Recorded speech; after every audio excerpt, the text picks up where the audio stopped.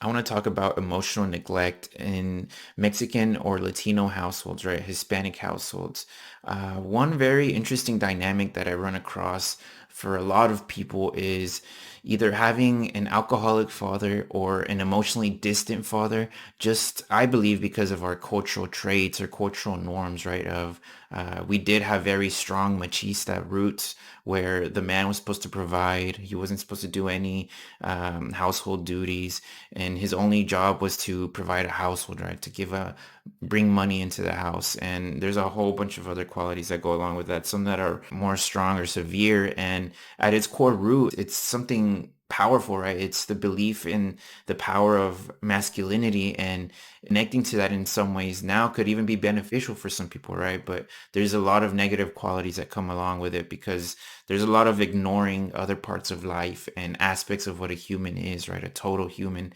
So that's one part of it, right? And then the other part of it is the absent or defeated mother. And this has to do with Marianismo, where the women were expected to be fully self-sacrificing. They were supposed to give up all of their goals, all their hopes and dreams, have children, raise them, and put in all of their time into that, right?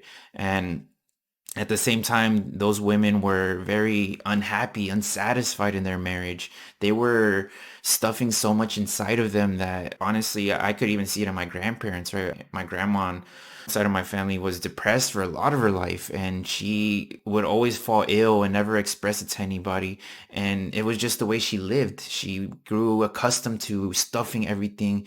Who knows what may have happened to her at a younger age. I was never able to get her to open up to me, and she may have been carrying a lot of deep wounds, right, internally. So this dynamic happens a lot in households. I've gotten it from a lot of people, and of course we have big families too, so there's going to be certain siblings that step up and take a parent role where they're given subconsciously, they have a lot more control or power just to be able to at least help the younger ones get through life, right, in some form of healthy way, right?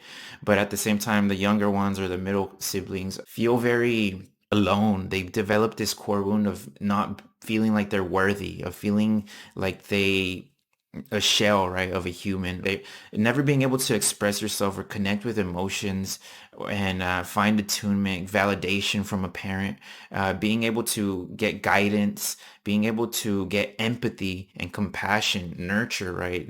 Some households I've heard that they never even hugged their parents, or they never even said, I love you to one another. Those are words that weren't even in their vocabulary for each other. Those kinds of things are going to disconnect you from yourself internally, right? From your feelings, and then any difficult situations, whether it was a breakup, whether it was witnessing things, divorces, trauma, abuses, right?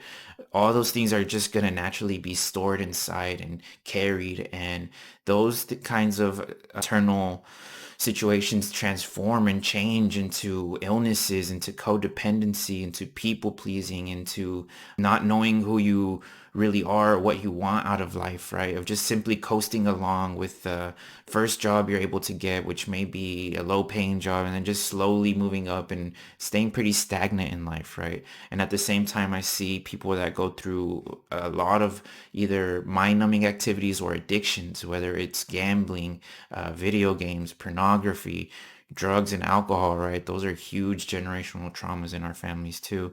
And these sorts of things are just very common situations that I've been hearing from a lot of people now that I've been making a lot of these videos about emotional neglect. And I guess a easier way to connect to it in our culture would be emotionally distant, because I feel like a lot of people connect with that better than neglect. And because we do have very beautiful memories with our families, right? That's a very important part of our culture, is that bond with our family, that love, and those memories that we have of going out to do things together, of joking around all of the time, of being happy together. But when it comes to individually how those people feel on their own, or whenever they don't, whenever there's no party going on, right? Whenever there's no memorable experience going on, there are these internal processes that are going on, right? These deep core wounds that they're carrying. And then when it comes time to move out or be on their own or start their life, it's very difficult for them, and they find themselves in terrible relationships and addictions and so many of these negative parts of life that can happen to them as because they're living their life with this core wound being the driving force, right, of subconsciously affecting them in their relationships and what they're doing in life. So hopefully this brings some awareness to what's going on with you or what's happening with some of your family members, any of those things, right? And you can connect to this. And if you have any questions or anything, anything you want to share, even a situation or something that you grew up with that was a norm that is similar to any of these situations I talked about, I'm very happy to hear from you as I learn a lot from you people as well. So thank you for watching and I hope you have a great day.